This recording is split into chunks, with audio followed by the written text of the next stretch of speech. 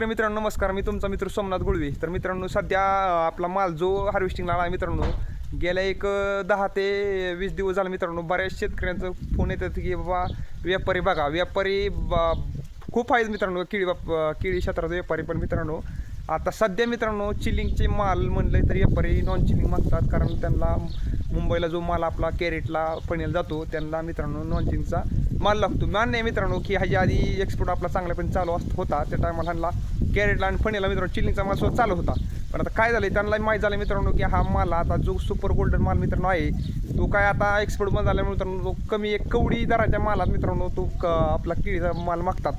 आता एक काल परवाश मित्रांनो आमच्याच गावातला एक चांगला माल आहे मित्रांनो, वादी चांगली, रिकव्हरी चांगली, एक सुपर माल होता, अजिबात डाग नव्हता. तरी मित्रांनो तो माल एक 4 ते 5 रुपयांनी मित्रांनो मागितला आहे. लागणीचा प्लॉटचा माल आहे मित्रांनो. तर अशा शेतकऱ्यांनी एक कशा पद्धतीनं करायचं तुम्ही विचार करा.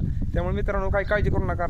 बऱ्याच व्यापाऱ्याला मी आता विचारले की सध्या नेपाळ आणि दिल्लीला मित्रांनो आपला एक्सपोर्ट माल चालू होणार आहे आणि झालाही कुठे कुठे, त्यामुळे काही घाबरायची गरज नाही. पण आता सध्या सगळ्यात आधी तो जे स्टोरेज माल केला आहे त्यांनी तो पहिला तो माल एक्सपोर्ट होणार आहे आणि त्यानंतर मग आपला बागेतला जो माल आहे तो कुठे कुठे आपल्या तर गाड्या चालू होतील. पण एक त्याला तरी मित्रांनो 10-15 दिवस जाणार आहे. त्यामुळे मित्रांनो काही काळजी करू नका.